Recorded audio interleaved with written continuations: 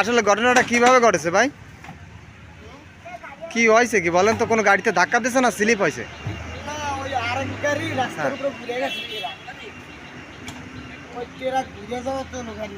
আচ্ছা, বাসে যাত্রী ছিল না? স্বাগত জানাচ্ছি সিলেট ডাইরেক্টের সংবাদে।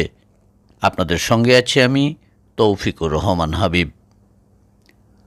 নড়াইল মহাসড়কে সেন্ট মার্টিন 1 নামের একটি বিলাসবহুল এসি বাস মারাত্মক দুর্ঘটনা কবলে পড়েছে। সহকর্মী আরমান ইসলামের পাঠানো তথ্য ও ভিডিও চিত্রে দেখুন বিস্তারিত। আচ্ছা, কেউ আহত হয়েছে কি নিহত হয়েছে কিনা জানো? না, ওরা কিছু জানি না। আচ্ছা, এমনি একটা মেয়ের মনে হয় লাগেছে, সেটা জানি। বাসে যাত্রী ছিল? বাসে যাত্রী ছিল। গতি কেমন ছিল বাসে? বাসের গতি কেমন ছিল? বেশ গতিতেই আসছে বাসটা। যশোর নড়াইল মহাসড়ক দিন দিন যেন দুর্ঘটনা কবলিত রাস্তায় পরিণত হচ্ছে। রাস্তার পরিধি বড় না হলেও দিন দিন পরিবহন সংখ্যা বেড়েই চলছে। লোকাল বাস, গণপরিবহন, cover van, truck, CNG, auto rickshaw কিংবা মোটরসাইকেল সবই চলে এই রাস্তা দিয়ে। কালনা সেতু ও পদ্মা সেতু হওয়ার ফলে দিন দিন ক্রমাগত যানবাহনের সংখ্যা বেড়েই চলছে।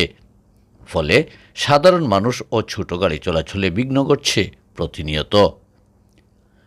বৃহস্পতিবার 15 মে বিকেলে ঢাকা থেকে সেরে আসা যশোরগামী সেন্ট মার্টিন 1 নামের বিলাসবহুল এসি বাস ঢাকা মেট্রো ব 155316 পরিবহনটি ট্রাকের সাথে ধাক্কা লেগে রাস্তার পাশে খাদে পড়ে যায়।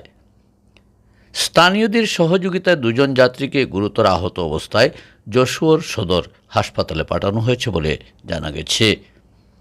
দুর্ঘটনার জন্য অদক্ষ এবং অপেশাদার ড্রাইভারদেরকে দায়ী করছেন সচেতন মহল। তাদের দাবি, অদক্ষ চালক যেন গাড়ি চালাতে না পারে সেজন্য প্রশাসনকে আরও দায়িত্বশীল হতে হবে। উল্লেখ্য, গত 1 মাসের পরিসংখ্যানে জানা গেছে যশোর নড়াইল মহাসড়কে অন্তত 26 জন আহত ও 6 জন নিহত হয়েছে বলে জানা গেছে। এতক্ষণ আমাদের সাথে থাকার জন্য ধন্যবাদ। প্রতিদিনের নিত্য নতুন সংবাদ জানতে চোখ রাখুন সিলেট ডাইরেক্টের পর্দায়। সত্যের সন্ধানে আমাদের পথ চলা।